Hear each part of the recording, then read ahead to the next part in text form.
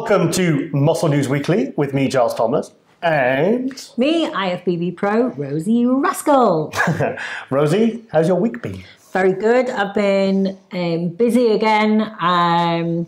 Two main things was that I was away with my Wonder Woman dance piece again. This time over in Bruges, just for 4 days. Bruges? With IFBB Pro Natalie Schmidt. She's a German pro women's physique. And She switched to bikini now, didn't she? She did. Yeah. But this was just for... She did the Olympia a couple of times, I think, as a women's physique. And she was very, very good. And she's late 40s now. So she wanted to just do something, again, to compete, but not with the health risks of doing women's physique. Yeah. She wasn't happy to do that. But she wanted to kind of send a message to prove that even like over 40, you can still achieve great things with your physique naturally. And so that was more the goal for her. She looked amazing. She did Prague, the EVL Prague show after the Olympia, and she did look very good. Very, very good. Too muscular for bikini. Yeah. But she just loves to train. She loves to train hard. So that was one big thing. It's always great to see the guys doing the Wonder Woman show. And also I started a business course with a guy called Mark Coles. Yes. So I was away in London. And if there's anyone watching, if you've got like a coaching business or personal training, anything like that. And in fact, it doesn't even have to be within the fitness industry, but if you've got a business within the fitness industry, follow Mark Coles. Should we bring up the Instagram or website? On Instagram, yeah. And there's the M10 Fitness. He puts out some really, really helpful stuff. He sells lots of different things online that can help to grow your business. So that's another, I'm so excited to have started this course. Mark's a bodybuilder as well. He competed as an intermediate. I believe he won the heavyweights at the British finals a few years ago. And then he came back as a super heavyweight. Good physique, very, very good physique. Yeah. But you've been really impressed by him, and some of the stuff you've been talking about since you got home looks like you can obviously implement that into all your business with the Rosie Rascal range, which this show is brought to you by. Yeah, because when I decided to stop competing, it was like all of a sudden, all of my energy and creativity and all the skills I've learned over the last 15 years is all going into business now, so I can get a little bit back and give back, to lots of other people. But honestly, like the business skills is just something I have not got. Yeah. There's never been a point in my life where I learned that, and it didn't come naturally to me. You've got the knowledge, the work ethic, the contacts, the reputation.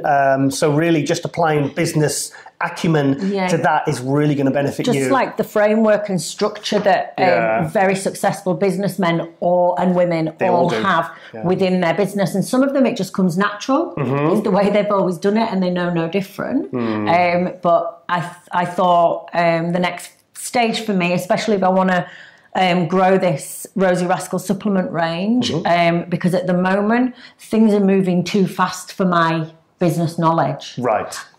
It will stall progress with everything that I do. Yeah. So, well, it's when you're spinning plates and you're doing more than, you're not going to a 9-to-5 job doing one thing, coming home, resting, whatever. It's you're doing multiple things, like myself. Yeah. And like I recently, what was that? On my third session, an NLP coach, neuro-linguistic programming, and I found the right guy for me, and he's amazing. I found him actually. You found? Oh yeah, you did actually. Yeah, I'm so glad. I really clicked with the guy.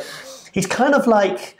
He's like a business coach, a mind coach, a big brother, a therapist, a hypnotist, and he's kind of all rolled into one, and I've really clicked with him. You found it really helpful, haven't you? Yeah, just about how you're sort of just, even just human behaviours and our own behaviours, and learning how you can apply that to putting structure into your life and making sure that, when you're spinning plates, you want to make sure that they all don't just come crashing down. Yeah. So I thought it was very important going into 2019, because before we know it, we'll have another 3 to 4 products, I'm hoping by the time of the Arnold Classic. Yeah.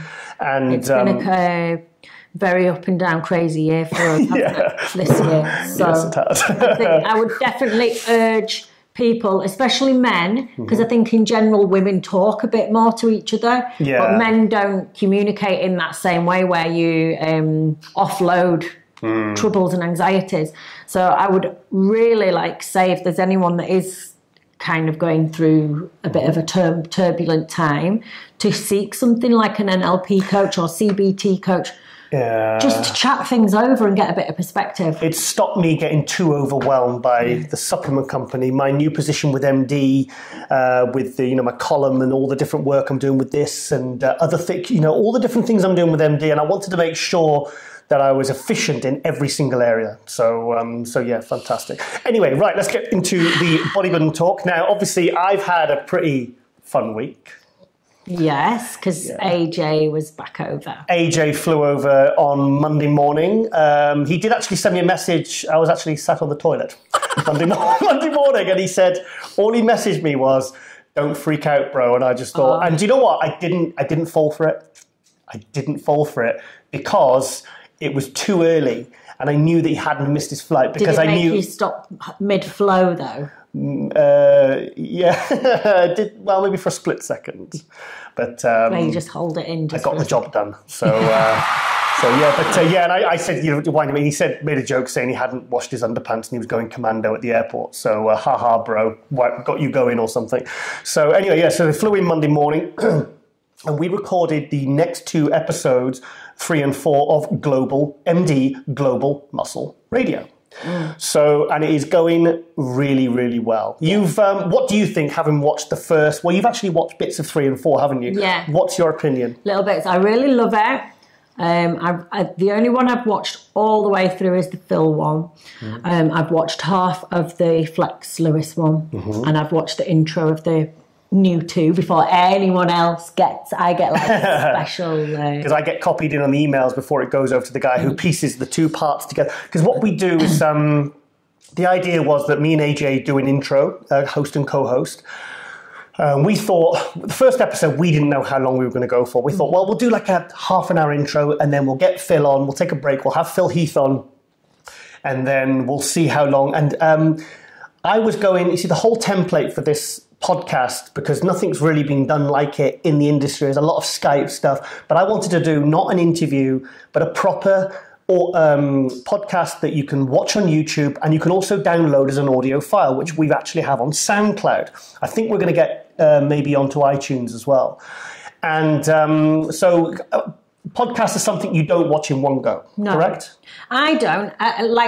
Personally, because the podcasts I watch, like Ben Greenfield, Joe Rogan. Most of the time. That's who we've modelled these podcasts on. The studio, the equipment, we've got the same microphones. Yeah. It just depends. I think if you're going to interview someone, it takes a bit of time to warm up. Yeah. It takes a bit of time to get a rapport, and then you get to the juicy stuff where you really get to see their character. So I think that the time you spend with the athlete needs to be a long time. Yeah. I don't think an hour is enough. No. And see, it's funny. But I do think that it's better now you and AJ have shortened yours a little bit. Yes. And we were talking this morning, weren't we? I might be totally wrong, but I guess I can only look from my perspective, as other people will do from theirs. But when I watch it, of course, I enjoy the bit about the athlete, but the bit with you two, with you and AJ, because I really like the combination of you two. I think your personalities are really fun together. And I love the stuff about the bodybuilding, but I really like the stuff that's just totally off track and really funny. And that almost draws me in more because I find it humorous. And like when AJ's telling his stories, or when he was, oh no, I can't say anything because it's from the episodes they haven't seen. But I think it's super hard because you can't please everyone.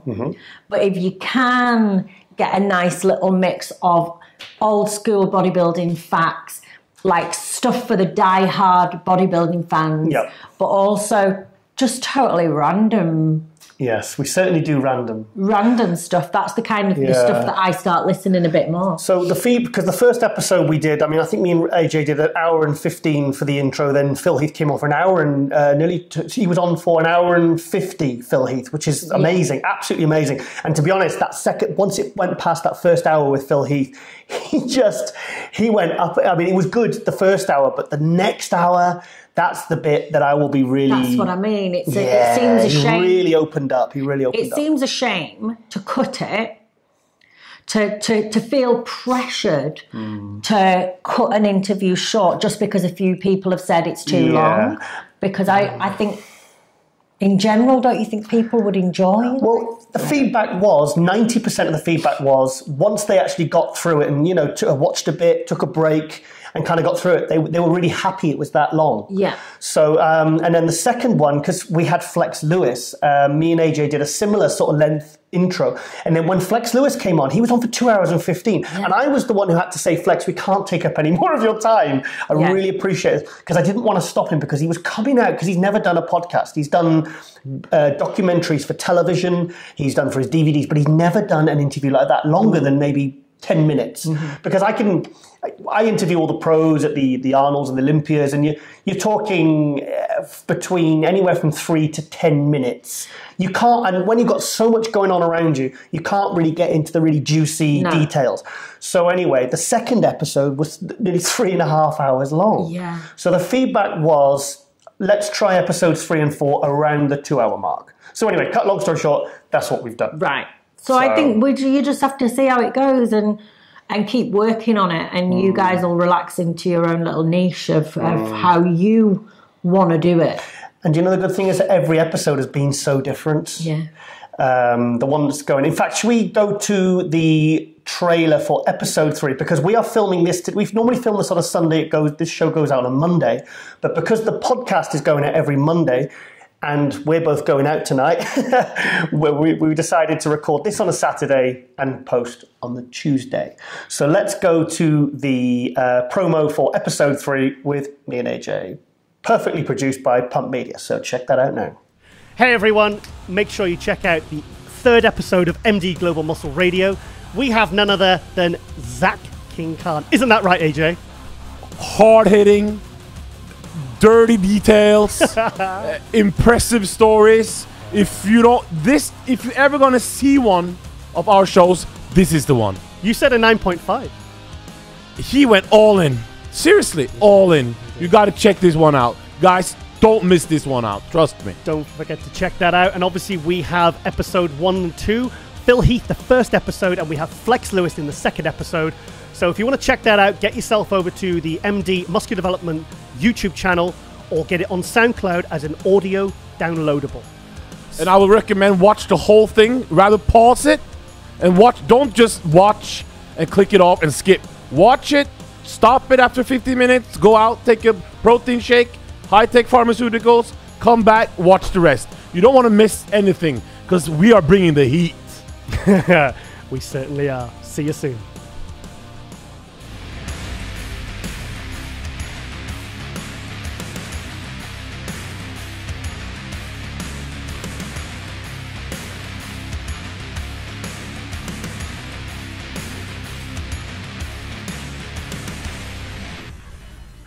Yes, so we've got Zach Khan for episode 3.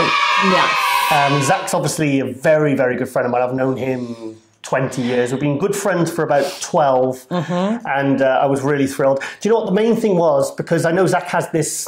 Did you do the Zach one on Skype too? Yes. Yeah, in fact, I was told afterwards by our producer, Chris Clark from Pump Media. He said, you could have had Zach in. Because I was thinking, because he's obviously in the UK and he's not long down the road, is he? Well, Zach actually works with Pump Media. He does, Chris Clark from Pump Media does his vlogs and training stuff. Okay. He's the one he's working with. So, and I didn't realise we could have had... You can have up to 4 people in that studio. I should probably get Chris to do some stuff for me. You should. I think you need to do something mainstream, like AJ said about the because mainstream female health. The stuff that I'm doing, sorry to go off on track, I'll be very quick, but the stuff that I'm doing with Mark Coles, a lot of it is, like at the moment, I'm limited with the amount of people that I can help because everything I do is one-on-one. So Mark wants me to, he's suggested that I do much more group stuff like building a Rascal tribe. Good idea. So we're doing this, but it means I'll be having to put a lot of content out because it'll be private groups. Right. And there's me and the lady that I work with, the nutritionist. We'll be putting loads of content out. So I'll just get Chris to do. You need to... Because it's got to look professional. You need to do something like a podcast with Chris that is going to showcase your knowledge that can help all women. Yeah. Because that's the ethos behind this supplement range. You know, you wanted something that would benefit women of all ages, of all types. Yeah. So, sorry, I'm bending the... that's the new... I know I sound very geeky, but I was very excited about receiving the information sheet for our Mighty Me. The graphics are just so beautiful, though. Like, everything they send us, everything, the packaging, everything just looks so incredible. Yes. Oh, and also, Rose, if you, you know, when you came home yesterday, I don't know whether you noticed, but a lot of your amino spark had gone. No, why? What's Do you want me to? I actually give it to AJ. I secretly filmed the culprit. I caught him red-handed. AJ. I caught him red-handed, and so let's go to that now. This is 3 scoops.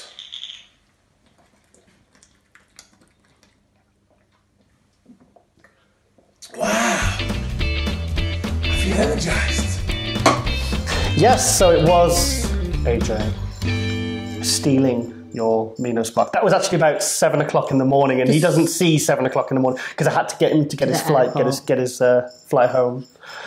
So yeah, I wonder if he has to pay extra on his luggage because of all the different coats and jackets he brings.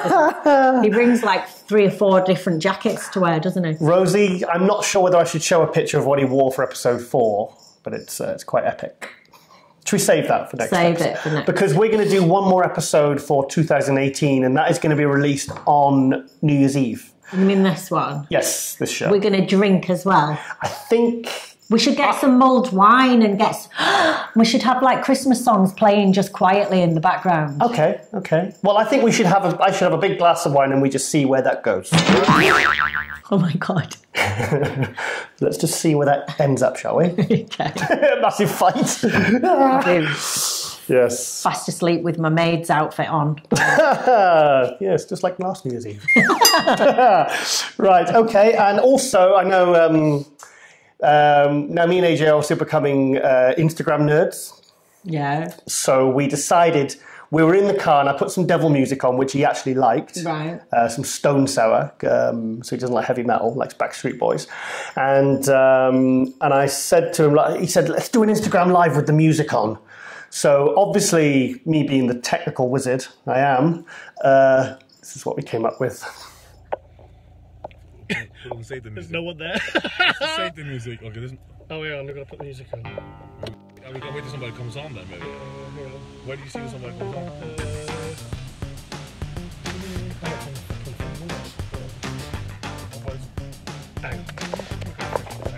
Yes, so that was us in the car, outside Lean Kitchen, trying to do Instagram Live, and that's what we came up with. That is pathetic. That's what we produced.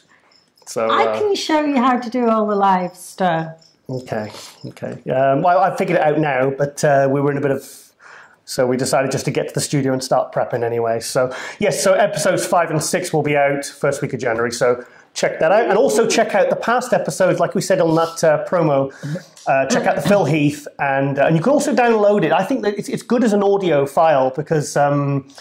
you can download it, you can listen to an iPod, and if you're doing cardio or going for a walk, or well, maybe not in this weather. Perfect. Not in this weather. And it is, I just watch it.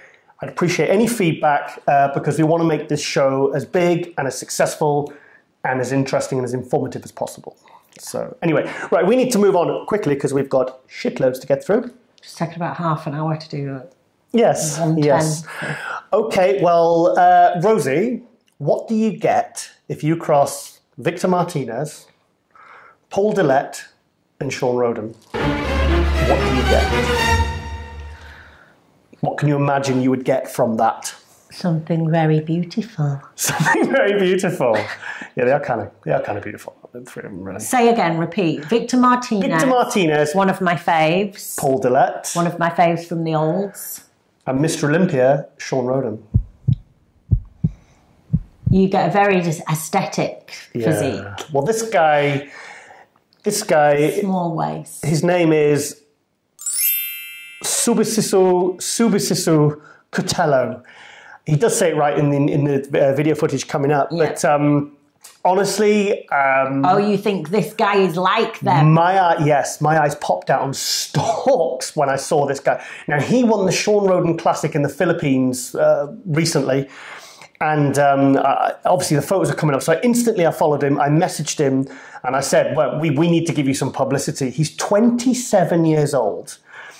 Absolutely incredible. So tell me the bits of each person. So the thick bellies of Victor.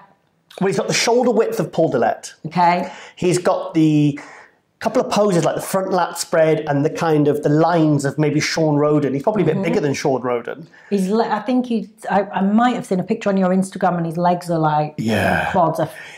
He's still a bit of a diamond in the rough. He's still probably a couple of years away from really getting that refinement and detail and muscle maturity. At 27, he's not going to be looking like Sean Roden at 27. No. You know, but by the time this guy's 30, I'm telling you, this guy will be one of the next generation of super pros. Let's have a look.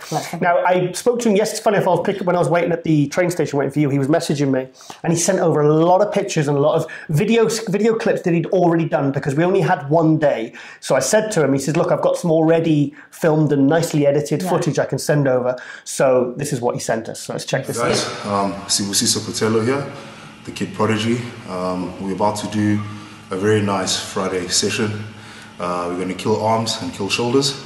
Under normal circumstances, I like separating muscle groups, otherwise stated by my coach and myself that we're going to be obviously adding more body parts than we should, but for today we're just going to do arms and shoulders. Okay, enjoy.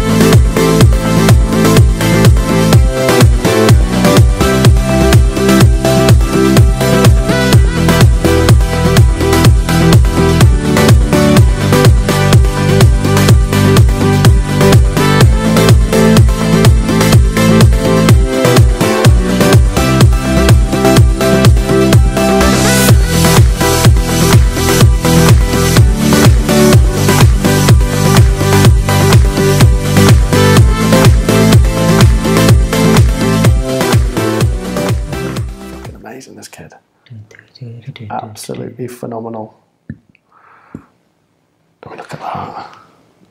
How much? Well, he's pro now. Can you hear Maya screaming? He's going fucking mental. Fucking mental cat. Fat orange cat. Yeah, it looks wicked. I mean, look at that. 27. Crazy. And look at him next to Ronnie Raquel kicking his ass. So that is the kid Prodigy, Subisisu Cotello. I hope I've said that right. Sorry, Seb. Maybe don't say it again. Yeah, I'll just until you know. Bring it up on the screen instead. Yeah, he looks amazing. He's got a tiny little bit of Nathan D'Asher kind of midsection as well, doesn't he? Do you think so? Yeah, a little bit like the long... oh, you mean the long torso. Yeah. The long abs. Like this. But yeah, he looks amazing. You can tell it's literally just a bit of time. Just to fill out some little areas that are not quite there.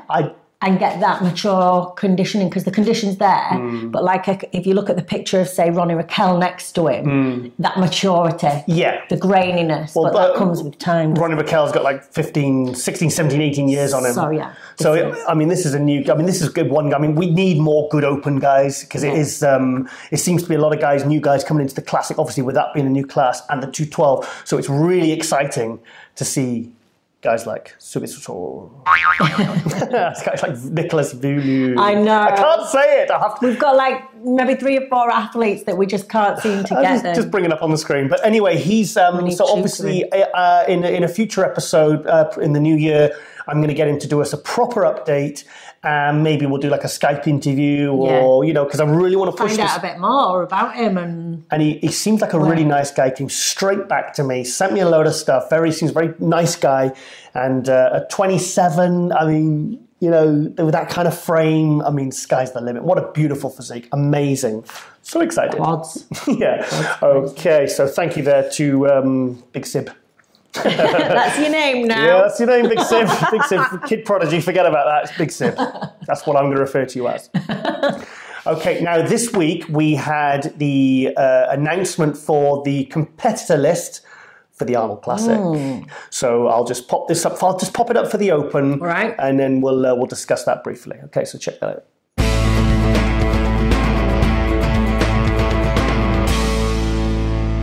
Yes, so that for me has to be the best Arnold Classic lineup that I've seen since 1996. Really? That was Kevin Navrone first, Flex Wheeler second, Paul Dillette third, Sean Ray fifth, Vince Taylor fourth. I mean, it was like an Olympia lineup with, say, Mr. Olympia missing, and this is what this lineup is.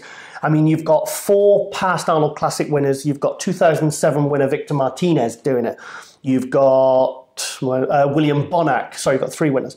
William Bonac, who won it, who's the current defending Arnold Classic. You know that, dear? Just don't know what that is. The current defending champ, Cedric McMillan, won that in 2017, the year before. He's doing it. And you've got Rolly Winkler and Brandon Currie. So there is your top 5. I mean, unless one of them messes up or somebody seriously improves, it's going to be a battle to make top 6, really, if you're not one of those guys. So what a lineup! I mean, that is like. Do you think you'll cover it? Oh, I'll be go. You and AJ should go, and Ron. I'm definitely. Well, I mean, MD haven't asked me, but I'm assuming they want me. Yeah. Again. What about the women?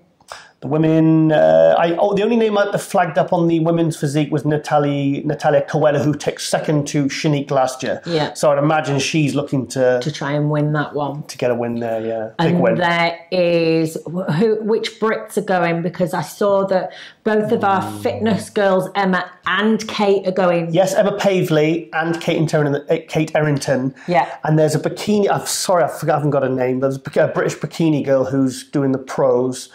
But trying to think of any other categories. There's no 212 this year. What about the boys in the heavy? Well, we got Luke Sando. Now, I'm really. That's what I'm going to say. I'm really happy for Luke, because he took 8th place in 2000, I believe it was 17 at the Arnold Classic. He's done very well since. He's had a 3rd place at the pro show. I forgot the name, will come to me. And then he took 6th at the Arnold Australia with like William Bonac, Dexter, and so he's doing well, he's moving up. But I was very, very disappointed not to see Sasan Harati's name on the list, because I spoke to him a couple of weeks ago, and he was prepping. He wanted to do it. Yeah, he put an application in, because the Arnold Classic is invite only. Right, yeah. So Ron Harris posted on the MD forum, he posted the list of the people that applied, and there was probably like maybe half a dozen that got knocked back in the Open, and Sasan was one of them. Now, the thing I don't understand is Sasan may not be as public as, say, some of the other pros in that show, but he has done very well. Yeah. He took 2nd to Nathan Diasha last year at the Cali Pro. He took 5th at the New York Pro when some people even had him winning it. He was that good. He's had 2nd at the Cali Pro the year before. So he's coming seconds in international pro shows, and he's improving. And he showed me a photo. In fact, I'll show the photo now.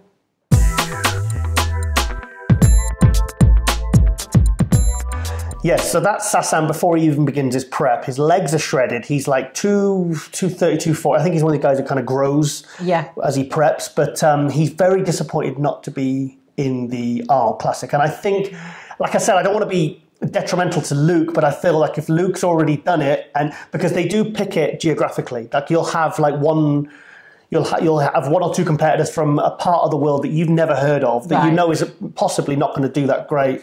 But they try to be fair, and I just think maybe it could have gone to Sasan, you know. You know, I just think it's a shame. Just literally like you say, because there's not as much awareness.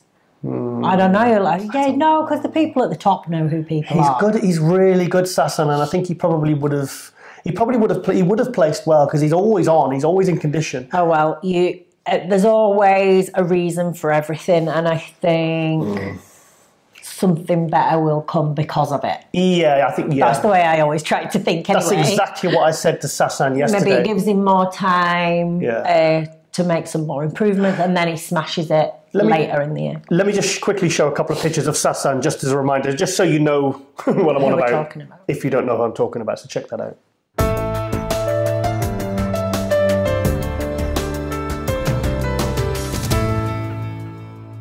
Yeah, so there you go.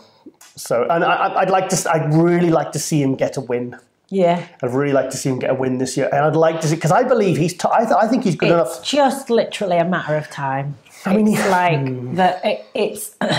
It must be so frustrating when you are so good. Yeah, but all the other people are so good too. Do you know what I mean? You get to that level when you're in the heavyweights, the men's. Yeah. They're all so bloody good. Yeah. And it's just literally like, I'm not saying it's luck, because it isn't, but sometimes it comes down to luck of the show you go for, doesn't it? Who turns up? Well, the thing is, no disrespect, but unless one of those main guys I mentioned before really comes in off a big name like Rowley or William Bonac or Cedric comes in absolutely terrible, it's very, very unlikely. At the Arnold Classic, someone like Luke or Sasan would have beat them. Yeah. Even if they compare really well with them, it's pretty good chance they're not going to be getting placed higher than fifth. Second tier pros. So, have the potential to break through. But the thing is, at the Arnold Classic, are you really going to get that kind of look in? But imagine the experience. Yeah. Like, I think for guys like that are literally just on the cusp of sort of stepping over to the top tier athletes, just being on stage at a show with such high quality is the thing that can sometimes give you the motivation for the rest of the year to improve. And how about this? Maybe it is better that Sasan goes to not a smaller show, but a less big show and wins it and then gets to the Olympia, because he probably wouldn't have won the Arnold. Yeah. So at least now, if he puts all his efforts and all his finances and get to the Olympia into the show, we can get him to the Olympia, and then he will get that chance to prove himself. Yeah. So maybe it is every cloud, and it's just, So anyway, this Arnold Classic, and also the, I was going to say Kid Prodigy, but that's Big Sib. The Rafael Brandeo. Oh, yeah, what's going on with him? He's doing the Arnold Classic. He's on the list. So I'm very excited because, as a guy mid-20s, he was probably one of the biggest sensations of this year and last year. Remember we saw him last year at the San Marino? Yeah. Do you remember? Very impressive. When he was with Patrick, or that's right. Yeah, he's with Chris Aceto. Yeah, Chris Aceto. I wonder what changes he's made. Well, I've seen on his I think because he had a tough year, and I remember I said in early, like relentless, wasn't it? It was too many. Sponsors were like, we need him at the Olympia, and I think he just. He did a lot of shows, but I feel like it was a. So really... how much time will he have had off now then? Well, since the May, June. I think he did Toronto, which was in June. So he's had 6 months off to now. So I imagine he started prepping now. He started to prep now, yeah. Because you did the Arnold Classic 2013-14, and you started your prep, November? Oh, God. Was it November? Yeah, 2 years I prepped over Christmas. I wasn't very efficient at this though. One of the years I did it, I think it was 2014. I was prepping in November and December, and it got to Christmas and I just took a whole week off my diet. Yes, that's right. When we went to visit my family, I was just like, I had like 5 days off. Cheese, desserts, wine. Oh shit! Now I've got 8 weeks to get my ass in condition. And you did. And you got second, and I think you should have won that one. So anyway, I digress. So anyway, so the Arnold Classic is going to be it's the best Arnold Classic I think has been for 20 years. I mean, literally since maybe there were some good ones in the early 2000s when you had Jay Cutler, Chris Cormier, but as far as big names is concerned, they're turning up for this one. And it's going to be fantastic. So I can't wait to go. So, and it'd be interesting to see. A lot of people, I think it's Rowley's to lose. Because Rowley always... The people's champ. Yeah, but they never prep. They never bring him in bang on for the Arnold Classic. He always looks better afterwards when they drop a bit of weight off him. He did it this year when he took 4th at the Arnold Classic. Rowley's not 4th place. He should be... Where does Rowley live? Where's he based?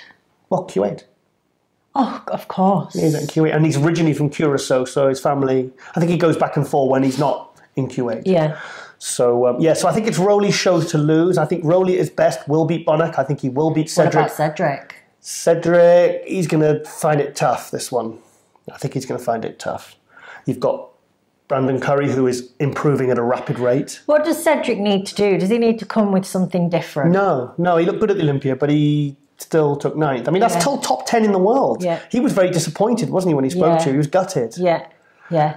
But I mean, he looked good. I think I don't know. I don't give up on the fact that Cedric is his top 6 Mr. Olympia. I mean, I've always said, I've said for many years that I thought that the two that had the potential to win the Olympia were Sean Roden, had the ability to have that knockout punch if they brought it. Yeah. Sean Roden and Cedric.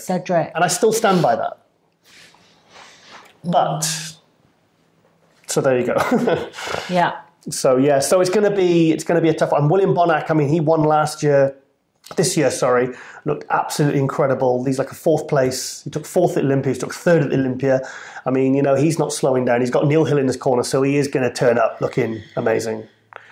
So, but in fact, I'll skip to the next bit. There is, I saw this video. Now, this is someone who people are predicting could win the Arnold Classic. Right. And when I saw this clip, I just thought, holy shit. Heavyweights. Open, sorry. That is a front double bicep pose. Let's see. So let's go to that now. Yes, look down the front. Like this. Bitter. When you open up, yeah? Yes. Yes, yes. Yes, look. Because look, do it the other way where you like crush down. Like...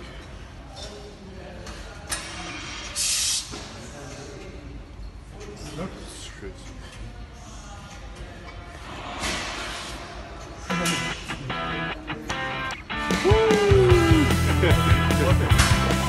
Yes, so big Brandon Currie. He's back over in Kuwait now. And every minute of every day that he's in Kuwait, he is going to be improving. He's like one of those physiques, though. Like when you just look at him on his own, you think, how could anyone beat that? Do you know when everything's so perfect, proportions, the arms are frigging huge, waist is tiny, quads are huge, there's detail, condition.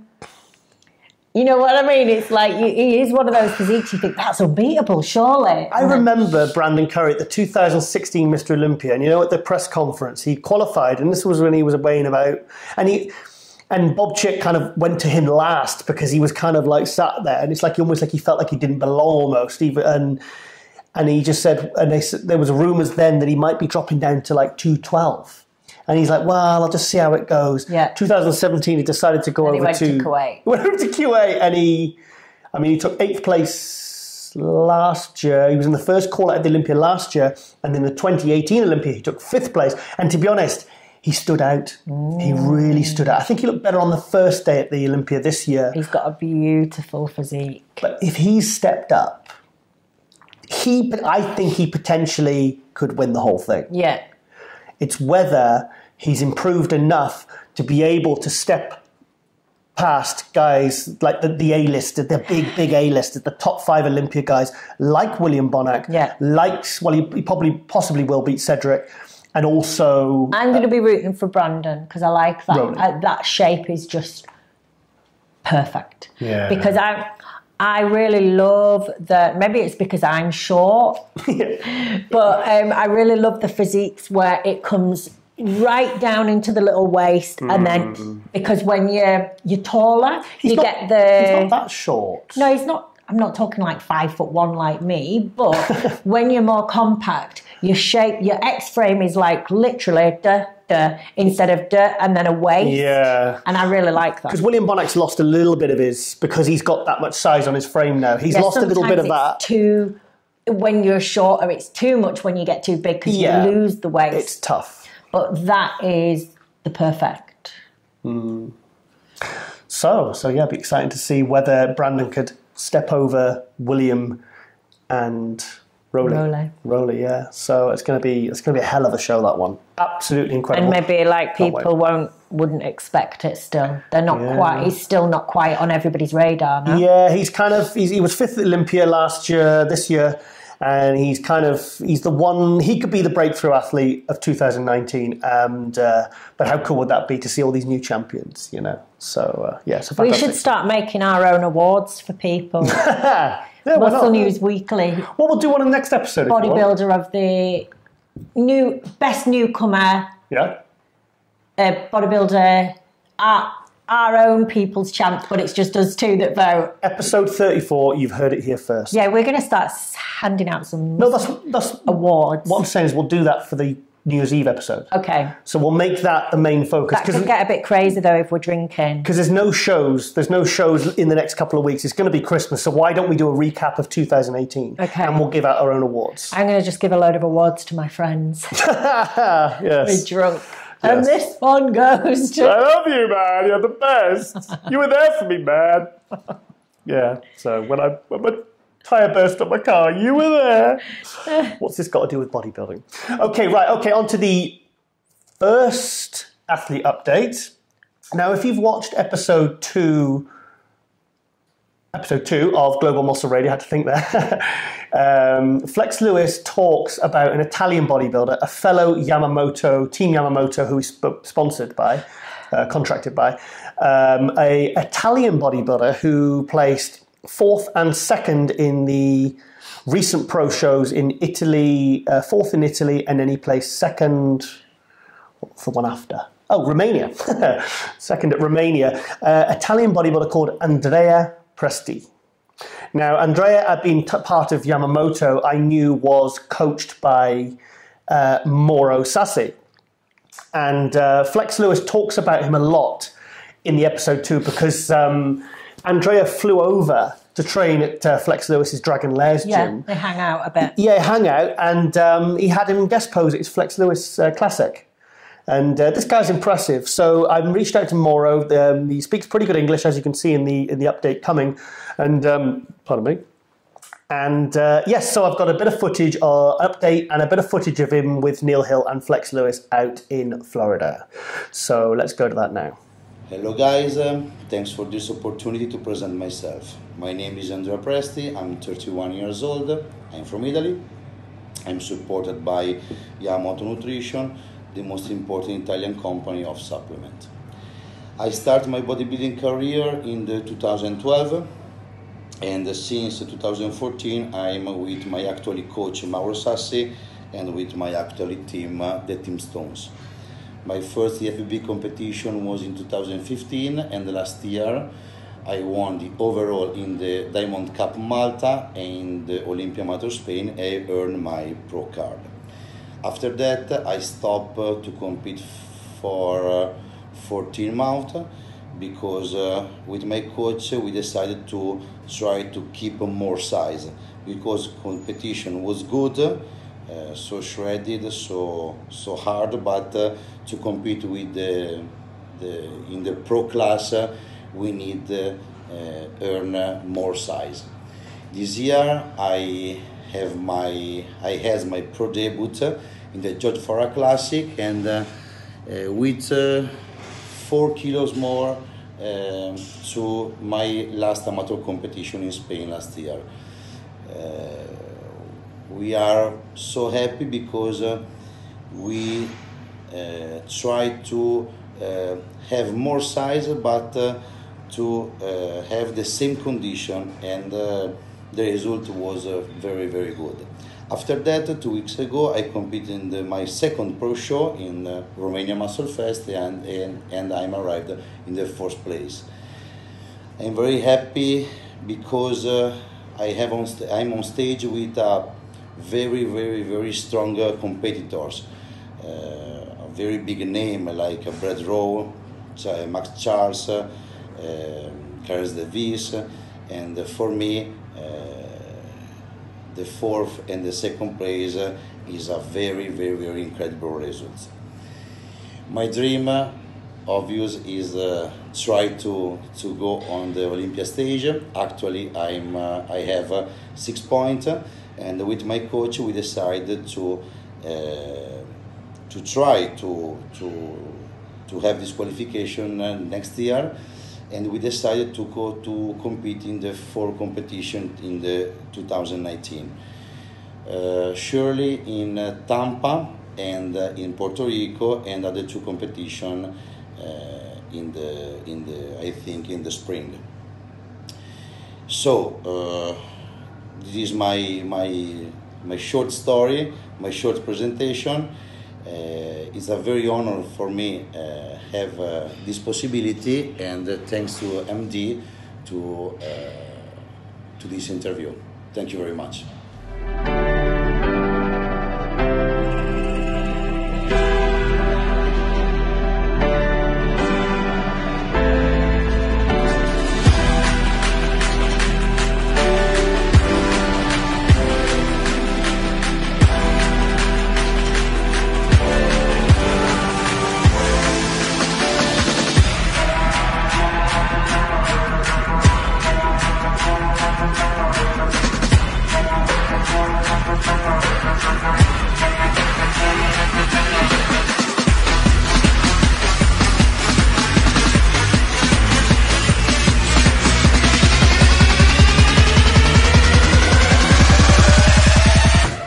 Yes, so big thank you there to Andrea Presti for sending us that update. Very cool with Flex Lewis and Neil Hill. Always nice to see the team members sticking together and supporting each other. So yeah, seems like a nice guy. And a very big thank you there to Mauro for reaching out to Andrea and getting that arranged. Does Mauro work with a lot of athletes? Is he? Yeah, I'd say him and Patrick Tour are the 2 biggest. European. Mostly you've got people like Sybil and most well-known, well-respected coaches in Europe. Yeah. So they coach a lot of different athletes. So so that's exciting. New guy, new face, 31 years old, and look forward to seeing. He's got a good frame, good condition, nice shape, and so very excited to see how he'll do next year. So okay, and we're going to go straight into another athlete update. Someone who I've known for a few years. This is the Belgian Predator, Clarence Davis. Okay. Now, Clarence won in Italy and took... Oh, hang on. What did he win? No, he got... Did he win? That was like your batteries ran out. Yeah, well, he's won a pro show, and where did he get... Oh, God, my mind's gone blank. Where did he get Romania? He didn't win Romania, did he? Oh, Max Charles won Romania, and he got 2nd, I think. Anyway, doesn't matter. But he won Italy. He won the Italian pro show, and it's the first pro show he's won, because he's had... Remember we saw him at San Marino? Do you remember at San Marino? Yeah, he was like 6th or 7th or something, 5th. But since he turned pro many years ago, he's never really nailed his condition, but he has the size and the density of a really, really top-level pro. Yeah. Fantastic riddle bicep, great physique. And so I reached out to Clarence recently. We get to know his plans for next year. Yeah, so he sent me a little bit of footage. So let's go to that now. Clarence Davis, IRBB Pro. I just want to thank my new family, IRBB. I just want to thank Jim Magnon, Steve Wemmerger, Tim Garner, Alex Atron, Mr. Olympia, Big Ramy, to write me. This show I'm winning, this changed all my life. One of the best show, one of the best federation. Look, IRBB Pro League with all big guys like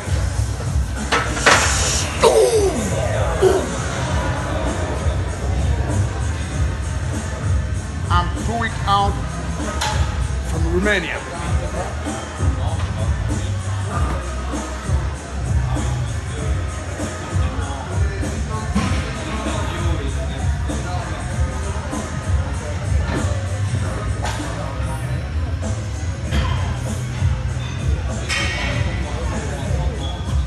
I had my qualification for Miss O 2019. Let's see you next time, baby. Shaboom, baby. Come on.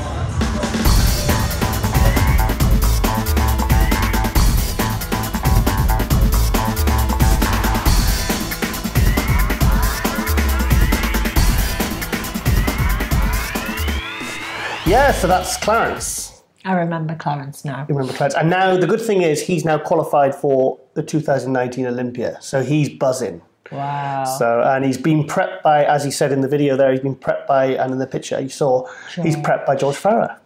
So, so it's a good team up, and obviously he's looking, because like I said, it was frustrating. In fact, I've got a funny story about Clarence. Go on.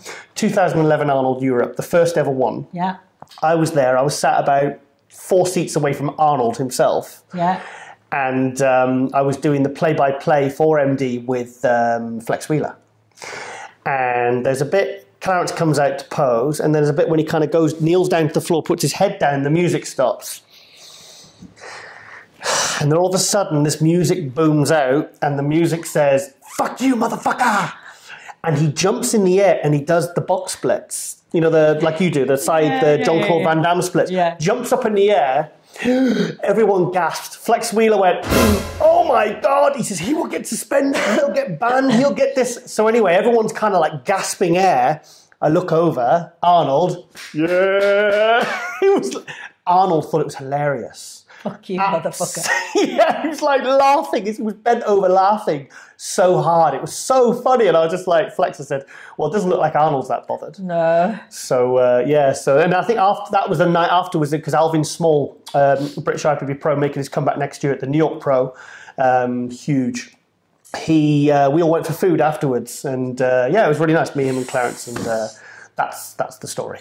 I was thinking there was something else there, but there wasn't. It's good. Does he still do the splits in his piece, or is that... I don't know. He didn't do it at San Marino. Do you remember a guy doing that? San Marino? No. No? Okay. No. Yeah. So, I remember that other... Was it San Marino? There was that other guy that does, like, body popping and stuff. Who was that? Which one was that? Like an older bodybuilder? Or was that at the... Arnold Europe. Oh, Fred Smalls at the Arnold Europe. Fred Smalls, yeah. Yeah. That was when he does all the dancing, all the body. I like a bit of entertainment. I don't like that. I know. I don't like it. I like to see proper posing. I like proper posing too, but... I put that video up on my Instagram and it got like 20,000 views. They really liked the one where he's just... was it up there for singing, down there for dancing? That's obviously what Fred Smalls likes to do.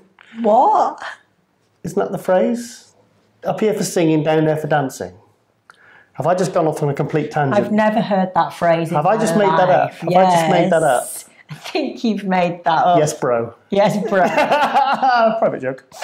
Yes. Anyway, so Clarence next year, Olympia, so he's happy. So he's looking for a sponsor, and he's hoping he can do really well at the Olympia next year, yeah. So, okay, moving swiftly on. Now, who's my all-time favourite bodybuilder? Kevin Leverone. Correct. Now, I've seen Kevin many times. Right at the British Grand Prix, I've seen him at the Olympias, 3 Olympias, all the British Grand Prix he did, bar one. And someone asked me on, I think it was on Instagram, it was on the MD board, saying where was the best version that I'd ever seen personally of Kevin Leverone. Yeah. And this is easy. This was at the 1997 British Grand Prix in Nottingham. Now, bear in mind you had NASA, who nearly beat Dorian at the Olympia, at the 1997 Olympia. Dorian's last ever Olympia before he retired because he tore his bicep and his tricep. Now, NASA took 4th place in this contest, and the other guys regressed, but Kevin Leverone, what? Burping. Sorry. Yes. Kevin Leverone. Mint tea's supposed to be good for your digestion. Well, it doesn't seem to be. But it makes you burp. It makes me burp, yeah. So Kevin Leverone was supersized that year. He dried out considerably from the Olympia, and but it's very hard to find any footage. I've got a few photos I've took from that show, but Nick Vision edited a video where he's obviously found the footage from that show. So finally, I can show the viewers. The best ever owned. Well, it's not the best, but it's certainly the biggest and the freakiest package he ever brought. And he won it outright. And I think he won all the Grand Prix. And then that was the vodka coffee story with Ronnie. And Ronnie ended up winning the Russian Grand Prix right at the end. So Kevin kind of shot himself in the foot there. Let's have a look then. Just check this out. This is unbelievable.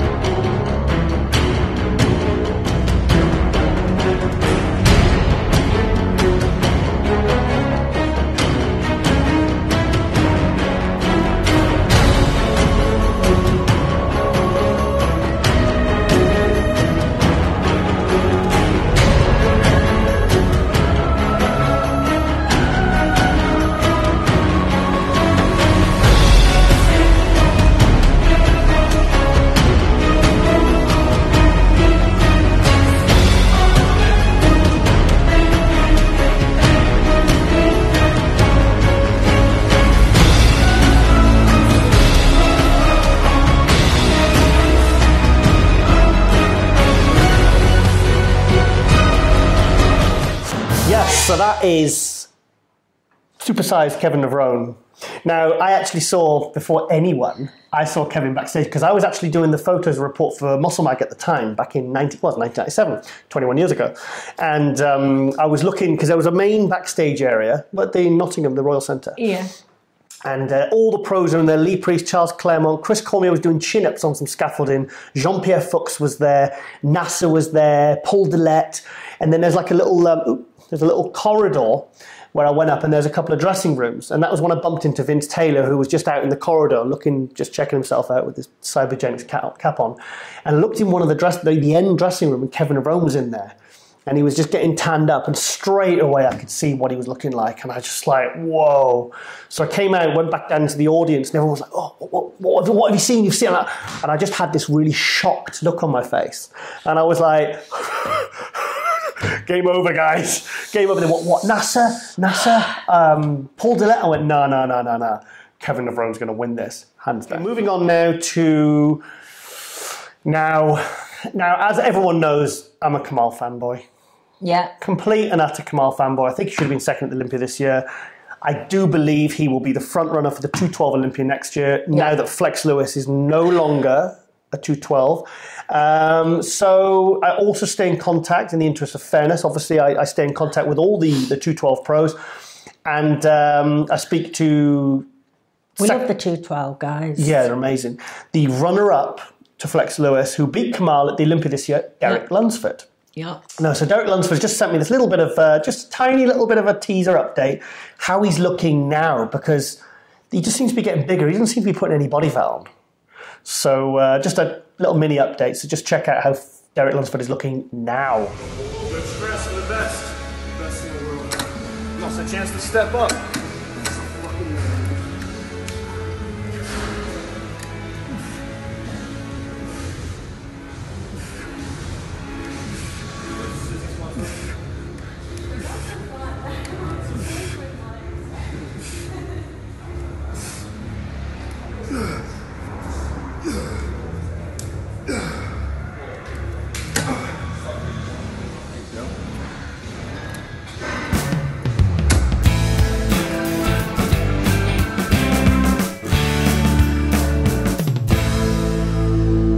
Yes, so a little, I think he's just giving me a little reminder. Like, don't forget about me, Giles. Yeah. Okay, I know you get all excited about Kamal, your buddy of 20 years, but, don't forget me because, I think next year it's got to be Lunsford versus Kamal, surely. Yeah. And then, because obviously got no Jose now.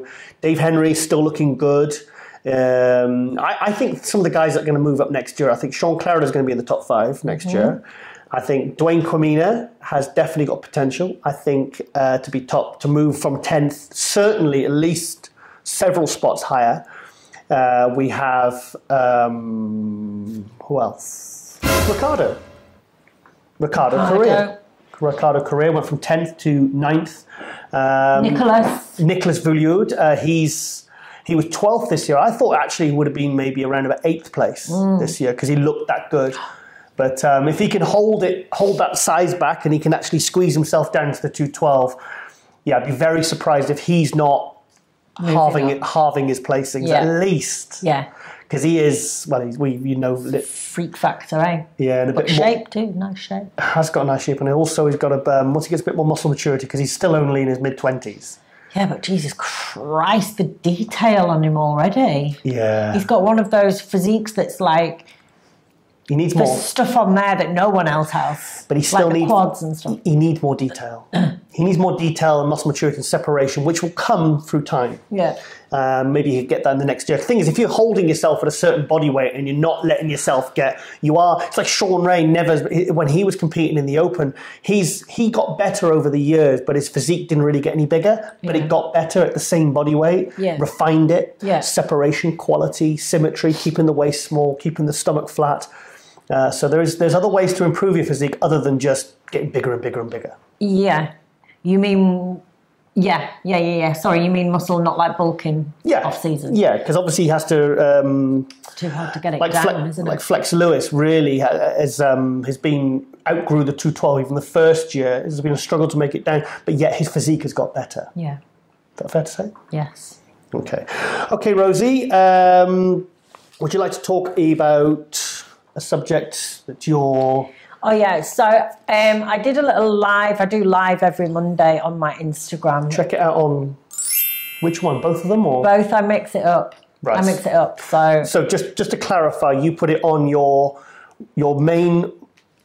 That one. Yeah. And you also put it on the supplement. Yeah. Your supplement Instagram account, which is this one. Yeah. So basically for people to keep an eye. I always let people know which one it is. Anyway. Right, okay. But basically, most of my stuff now is aimed at women because it's where most of my skills and knowledge lies.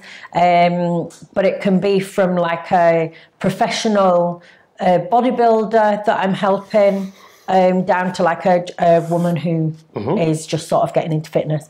But one of the things...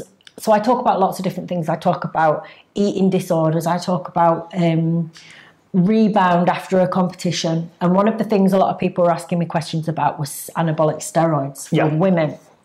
I guess because one of the big reasons is most people will comment on the way that I competed at such a high level for such a long time and then walked away with my femininity and no deepening of the voice, no changes in the face and so on.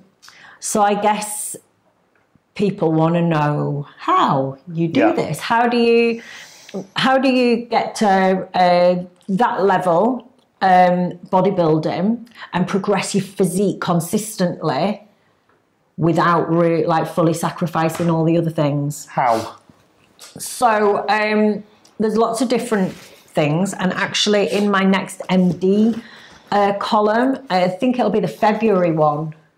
Yep. Oh, that's the... Yes. I've gone into a little bit more depth about it. This is Rosie's newest MD column, so check that out. Yeah. But basically, I'll just kind of do some bullet points. I think where the problem lies with a lot of people is perhaps getting coached by men. And not always, but sometimes women do a bad job too. But people that think that women are just little men and that you should prep them the same way. I've heard many times of guys who are bodybuilders who are prepping, say, their girlfriends or, in bodybuilding classes, and they literally say, "We'll just take half of what I'm taking." Yeah, so they do a similar prep that they would do, but they just half everything. Yeah. But this is not the way to prep women. No. One of the most important factors, basically, the longer you, as a woman, the longer you take the anabolic steroids, the better your physique's going to get. The more results you're going to get with your physique. But the duration is a massive player in the androgenic side effects. Yeah. So it's all good and well wanting to stay on because you're seeing progress and you're like, oh God, yeah, I'm getting better and better.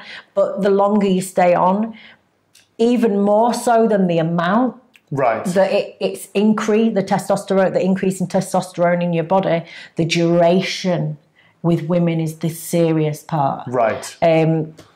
This is when you're starting to get like really bad androgenic effects. So what you're saying is maybe short duration on and then taking break, and then is that what you're getting at? Exactly. Right. So rather than just staying on 20 weeks. Exactly. Yeah. So for women, it could help to maybe just do like spurts of 3 to 4 weeks, because the girly steroids that everybody thinks are safe are things like primobolan and anavar, and the reason for that is because it's a DHT derivative, right? Which means that it's the testosterone. It's less likely to bind to the peripheral tissue like skin, hair, scalp. Right. So when you get the hair loss, the voice change, and so on, so they are safer because of that, rather than taking like a testosterone, like a Trenor, you know what I mean? That's why Anavar and Primobolan are classed as being safer.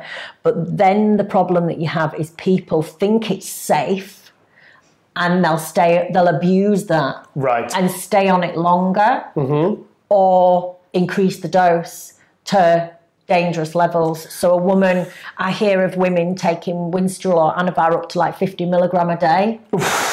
Honestly, there's evidence to support that you would be much better to actually do a compound that's not classed as a girly one. Okay. Like MPP, equipoise, nandrolone. Right. And just do a smaller dose. Okay. And like only do it once a week or twice a month. This would be safer than the Anavar, because people are abusing it because they think they get secure with it. I worry about these girls that kind of do show after show after show after show, and you think they're just not coming off. So crazy, they're crazy. And then they're the ones that just seem to disappear. Yeah, it's so crazy. Because maybe they wake up and they go, "Oh God, is this worth it?" But the thing is, like, some women know exactly what they're doing. Yeah. They want to do that. They want to take it to the extreme. They don't care about the side effects.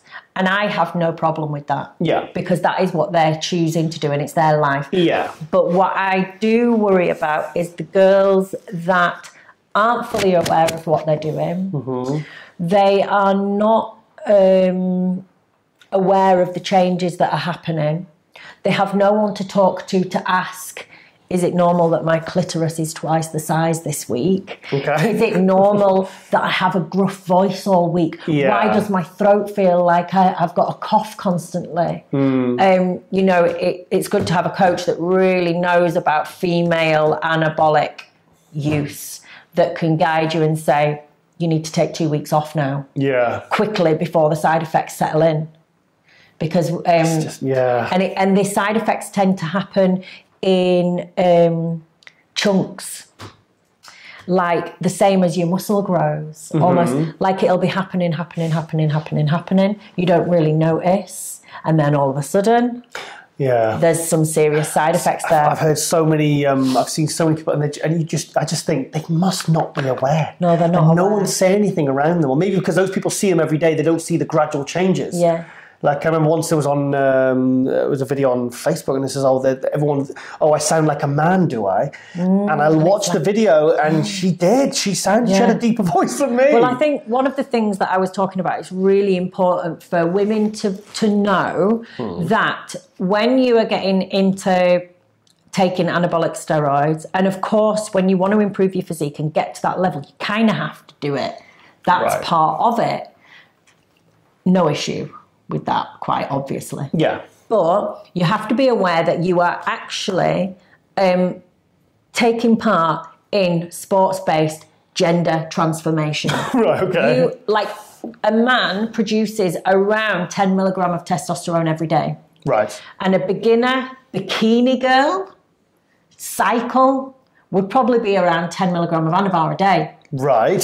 So you're basically putting in the same amount of male hormone to create puberty of a man. You're basically turning into an 18-year-old boy when you go into this. Right. So be aware of that and think about being patient and doing it over years. Yeah, like you did. And go slow and cycle.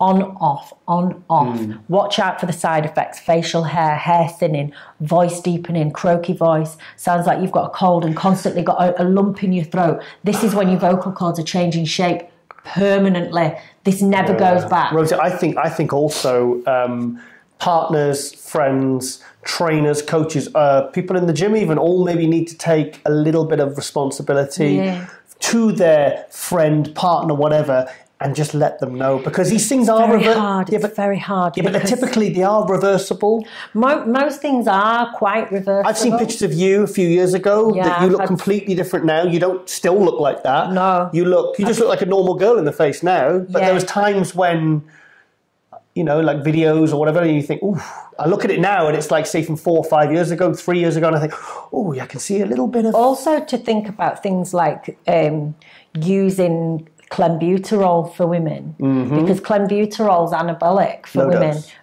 Yeah, but if you were doing like a prep for 16 weeks, and say, for example, you did 3 weeks Anavar, and then you were going to do 3 weeks off to make sure that you were getting anabolic effects but not too much androgenic, you could potentially throw in some clenbuterol in that 3 weeks off, because it's very anabolic for women. I was training with a girl 13, 14 years ago, and she built, like, she never competed, but she could have competed and she would diet just to see how she would look. She built a very, very good, probably figure physique in the space of 1 year. Yeah. From looking like a normal girl to someone just with clenbuterol and ephedrine, actually, at the time when it was available, because it's not really available anymore.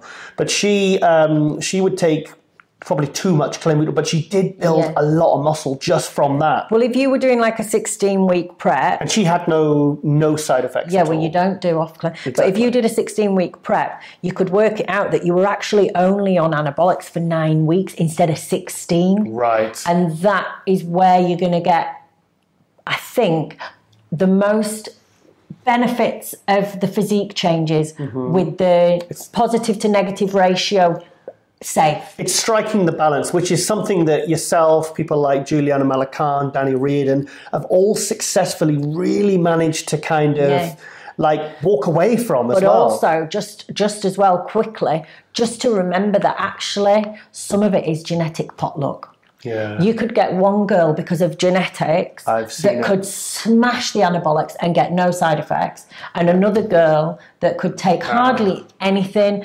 and she seems to have changed overnight. I probably think maybe 3 or 4 girls that we knew personally that said they were taking absolute minimal amounts, and you see them and you're like, whoa, whatever you're doing, you need to back off. And they go, well, I'm only taking this, and it's like, Jesus Which Christ. I believe. Maybe I think some lie a little bit, but I do believe that some people we all women, the bodies break down the testosterone in a different way. Right. So I guess it's important to remember that and just be constantly assessing what your level is of what you're happy to sacrifice. Fantastic. So if people want to find out more, they can read your column in the February edition of MD, and also check out those Instagram accounts, because stay tuned, because Rosie will be doing more Instagram lives, and she will go into more detail, answer any questions, because, well, you feel as strongly as I do about the whole female side, and what a lot of them are doing, what a lot of them are being told to do, which, to be honest, appalls me sometimes from some of the stuff I hear. The main thing for me is I just want to see people get the absolute most out of this journey. If people want to bodybuild and compete, or they just want to get into bodybuilding for their own, they don't even want to compete. I just want to see everybody have the most incredible experience they possibly can, keep their health, achieve absolute to their fullest potential, but without sacrificing relationships, health, femininity. Because I feel like I got so much out of the industry, and it was it's been a pretty incredible experience for me, and everything that I've got out of it, and I've been able to walk away with only positives. And I just want other people to to have that too. Yeah. And not be kind of chewed up and spat out, because you see this happen a lot, and it really breaks my heart to see it. Okay, that's fantastic. Okay, well, moving on, because we've got quite a bit to get through. Sorry, guys. I hope that was helpful anyway to some people. No, it's sometimes people need to speak up a little bit about it rather than kind of keep it all underground. No one talks about it. This is the other problem. I know. Okay, Rosie, moving on quickly. We've got a best back in the pro scene right now. Best back. Now, obviously, in the last 10, 15 years, you had Ronnie Coleman, you had Dorian Yates, Lee Haney, all Mr. Olympias, funny enough. But I like Roller's back, but his readable bicep is probably his weakest pose. Do you think? His rear lat spread's good. No, and maybe it's the lat spread then, because he's got those lats that hang off the bone. But then he does a readable bicep and they kind of disappear under the weight of his shoulders and his arms. Do you know what, actually? Like Paul Dillette. Rolly's back is one of those backs that actually, when he's relaxed, it looks impressive. Yes. Because when you see him from the back, it's just like these slabs of meat. I've hugged a Rolly and it's like, it's just all lumps and bumps, you know? Yeah. But, okay, well, you'll never get it because he's actually a classic guy. Okay. George the Bull Peterson. I don't know if I've seen this. He's took third place at the Olympia 2018, 2017. And this year, like last year, I gave him a lot of critique. I said, you're not really, I said he wasn't really classic. I still kind of do stand by that, but he is very, very impressive. He's very detailed, very complete. Condition was fantastic at this year's Olympia. He's made a real fan out of me. But the one thing that really stands out for me is his crazy back. So I'm going to have to change the music on this one, because it's copyright on YouTube. So just check out this little video and just check out this guy's top to toe, side to side balance of this guy's back. So check this out now.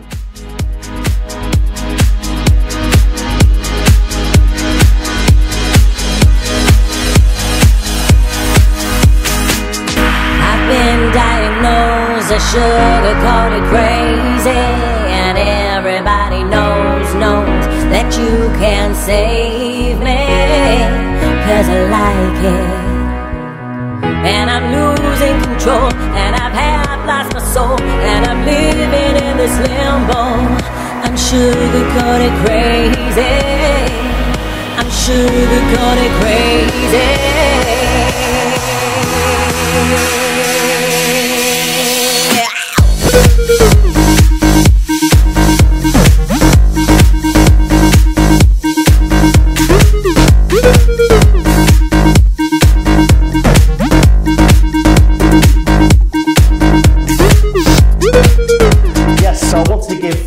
George a big shout out there because that's for his frame size. I think that guy he's achieved obviously what he wanted to achieve, and that is a crazy back. Speechless. I'm speechless.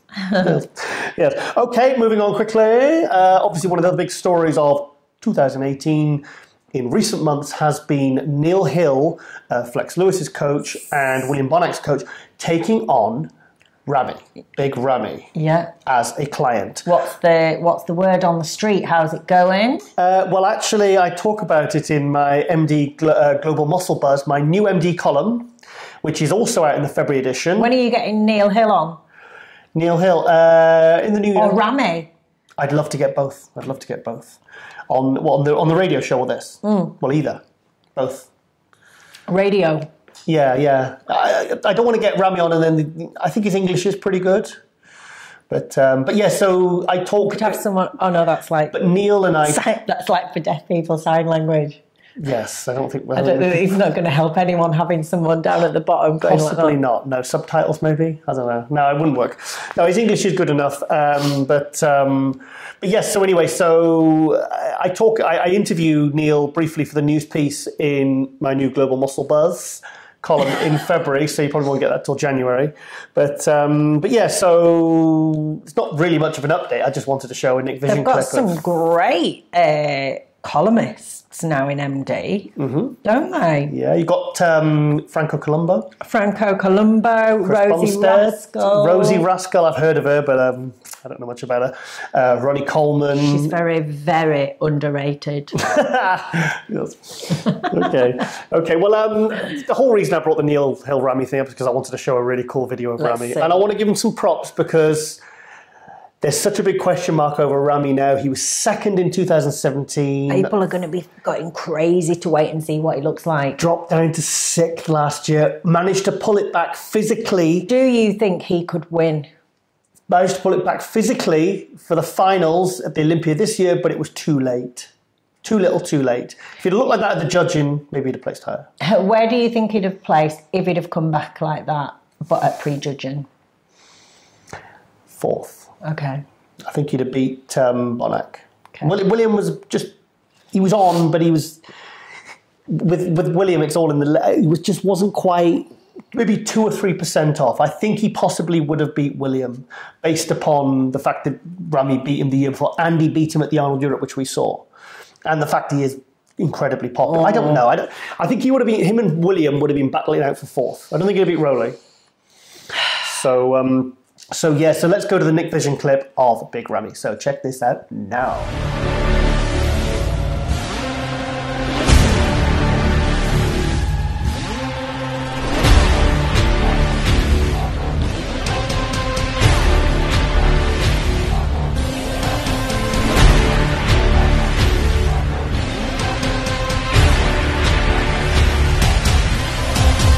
So long behavior changed. The body for Arnold is different, for Julian, for Ronnie Coleman. When I'm thinking about him, I ask myself, I can do that? I said, yes. Yes.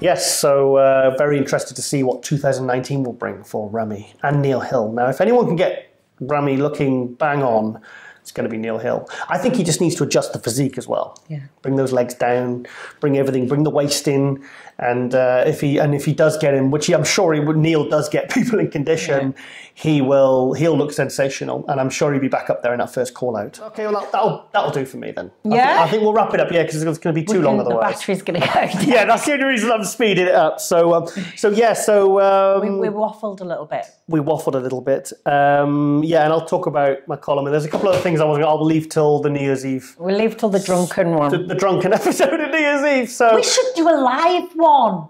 Drunk. We should do it. Yes, sorry about that. The battery went dead, so I had to change it. Right at the end as well. Okay, Rosie, well, all I can hear is that cat screaming in the background. Oh, Baba. Well, AJ calls him the fat orange cat. He's beautiful and he's a prince. He's beautiful. He's very nice. Very nice. Just a bit annoying when he's screaming in the background. Okay, Rosie. Well, yeah, those are the bits I'll leave till next episode. So I think we'll wrap up now. So yeah, we will see you. There'll be no episode next week, but make sure you check out the MD Global Muscle Radio. I really want to know your thoughts. Really, it's a project I'm very excited about, and I'm looking forward to really growing that in 2019, and hopefully keep growing that. And obviously we'll keep on with Muscle News Weekly because I love doing it, and it's good because it keeps us in contact and keeps our finger on the pulse of the sport. With Rosie, Rascal Hart, I'm Giles Thomas, and you have been watching Muscle News Weekly, and we will see you on New Year's Eve. See you later.